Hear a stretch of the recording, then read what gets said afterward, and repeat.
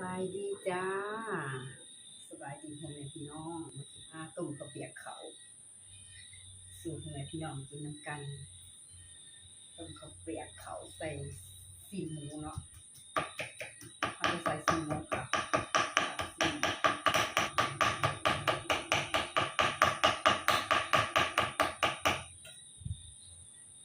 เขาจะปั่นเป็นลูกซีนก็ได้เนาะปั่นเป็นลูกซีนเลยก็ได้ถ้าจะปั่นเป็นลูกซีนก็เขาจะใส่พริกไทยหน่อยหนึ่งส่วนประกอบมันเห็ดเปียกเขาก็จะมีข้าวเจ้าแต่ว่าเขาหุงเขาเอามันเนี่ยกำลังข้างหม้ออยู่เครื่องปรุงเขาก็จะมีข่านอแป้งนัวแล้วก็มีซีอิ๊วเขาข้าวเปียกเขาจะใส่ขิงเนาะมันจะหอมตัวนี้จะสีซอยเป็นตอนแล้วก็จะใส่ไข่นะใส่ไข่ตอนนึงเอาอันสีหมูกับอันนี้ลงก่อนขิงสีหาฟ้านี่แหละขิงให้นำขดแล้วก็สปรุงรสเนาะอันนี้จะเป็นหนังผงกะหรี่เหลืองๆอันนี้แล้วมีพริกไทยนำนั่นจะเป็นหอมบัวเจียวหอมเจียวแล้วก็จะมีใบผักแพรวหอมเปรย์หอมบัวใบจะมีเจียวขิงเลยทุกคนเจียวขิงจ้า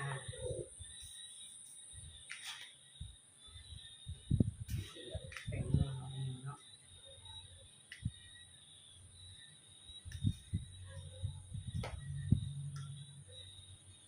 ขั้นคาเคียงเลย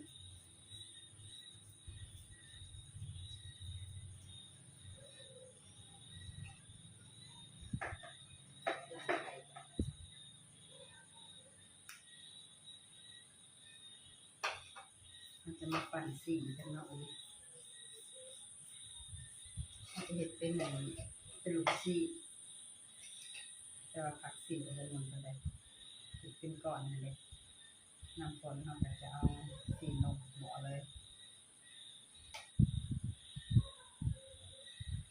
ตอนน้อยตอนใหญ่ตามใจหนักเลยเนาะ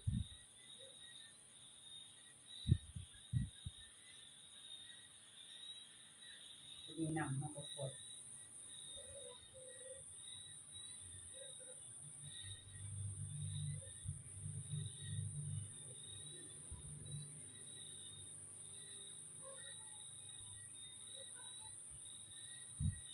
เมนูต้มเปียกเขาเลยจ้ามาแซ่บๆน้ำกันเลย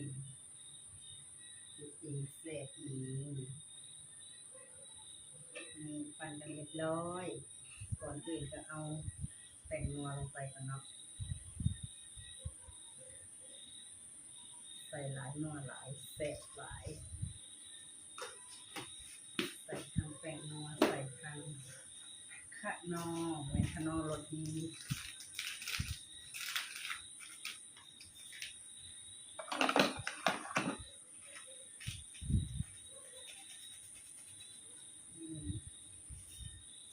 เดี๋ยวพอค่อยๆดูนะ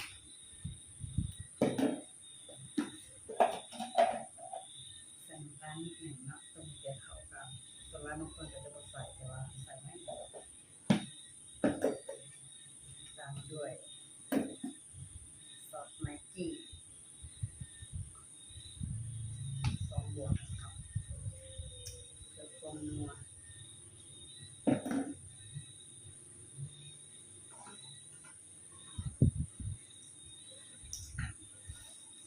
อยู่ในหม้อเขาก็ใส่พริกไทยลงไปเนาะมันจะเป็นพริกไทยใส่ลงไปเลยนี่ก็เป็นพริกไทยคือกันแล้วก็จะใส่อันนี้เนาะผงภาษาลาวห่อๆก็เป็นกะหรี่หัวภาษาไทยห่อไว้มันจะใส่มันจะออกเหลืองๆเลยสีสันจะได้แซ่บก็ใส่หลาย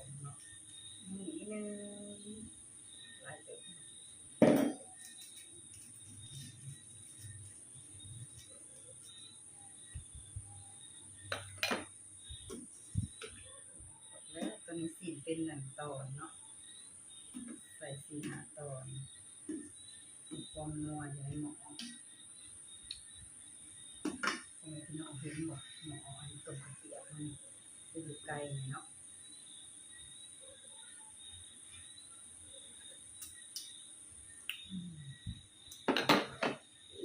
ยังบ่ทันได้สุกแซ่บแล้วเอาหม้อไว้ก่อนนิดนึง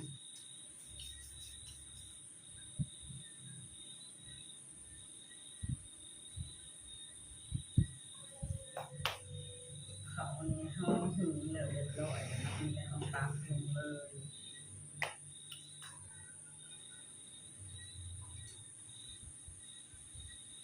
เอาสิก่อนเนาะโอ้ยมันก็จะมานำสิไปเป็นก้อนนี่เด้อเอาลงหม้อได้เลย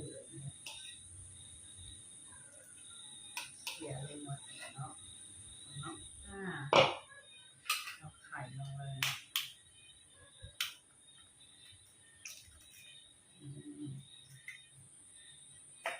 ไข่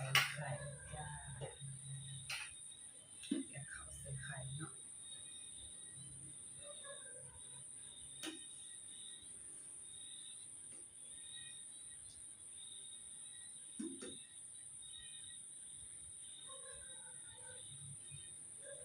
กดรวย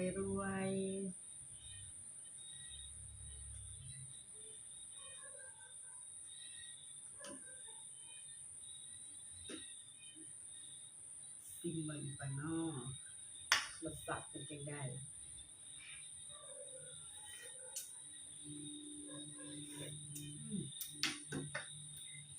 แซ่บ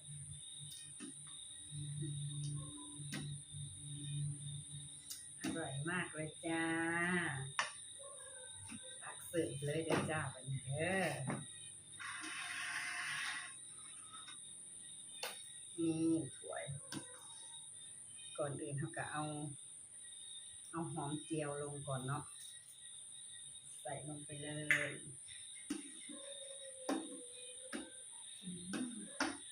สีสันเป็นตาจีเป็นตาแซ่บเด้อทุกคนนี่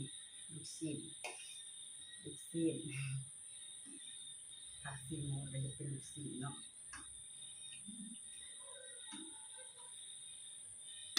ต้มข้าวเปียกเขาฮ้อนอันนี้จะร้อน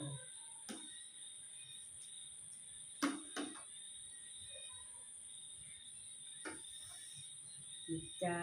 แล้วนี่มันก็จะเป็นหน้าตาของข้าวเปียกเขาเนาะตัวนี้จะเป็นพริกป่นนั่นเลยจ้าเสิร์ฟห่อนแล้วก็มากินน้ำกันเลยงับมาไก่น้องพี่เนาะ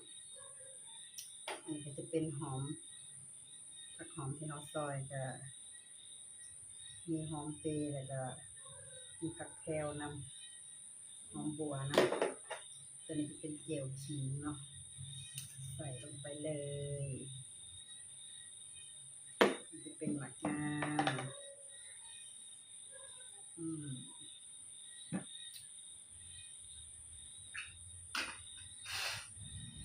มาเด้อพ่อแม่พี่น้องเด้อมากินน้ำกันเด้อเปียกเขาห่อนๆ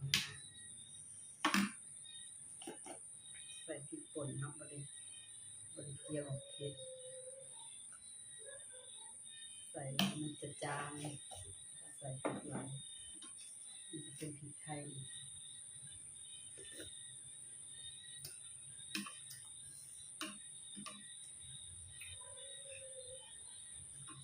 แซ่บ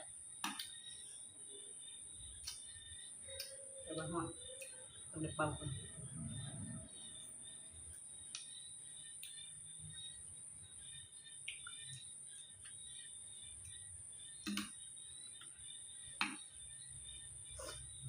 สดแบบพี่เนาะวันละวันปากโค้งไปว่า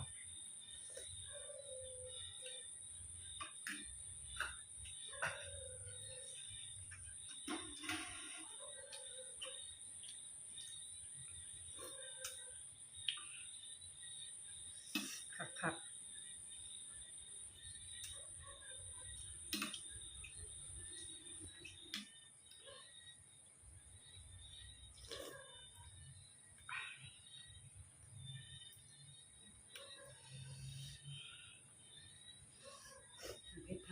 พี่น้องเลย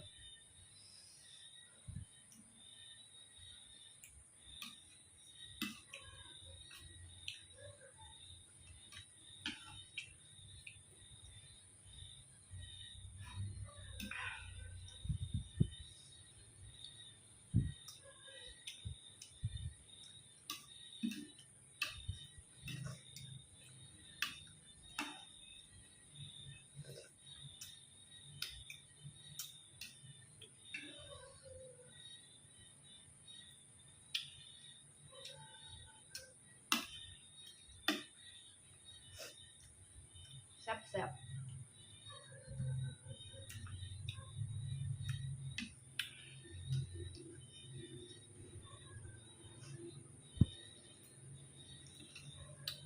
กินคนเดียวตามเคยเนาะเห็ดแล้ว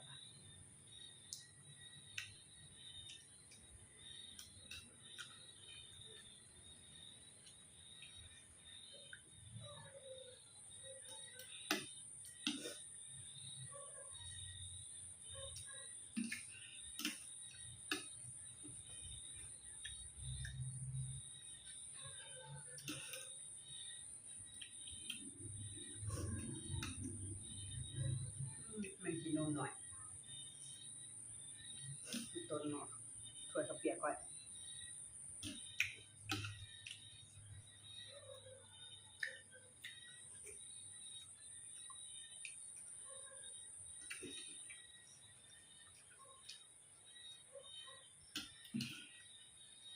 น้องจะได้ให้สดใสวันชิดหนาเนาะมันก็ไหลใส่กระแสในเด้อพ่อแม่พี่น้องเด้อเพื่อเป็นกำลังใจให้สาวถาเนาะจะเห็นคลิปต่อไปต้มข้าวเปียกความแซ่บเปียกเขามันเฮ็ดเองแซ่บเองสุดท้ายก็กล่าวคำว่าสบายดีพบกันใหม่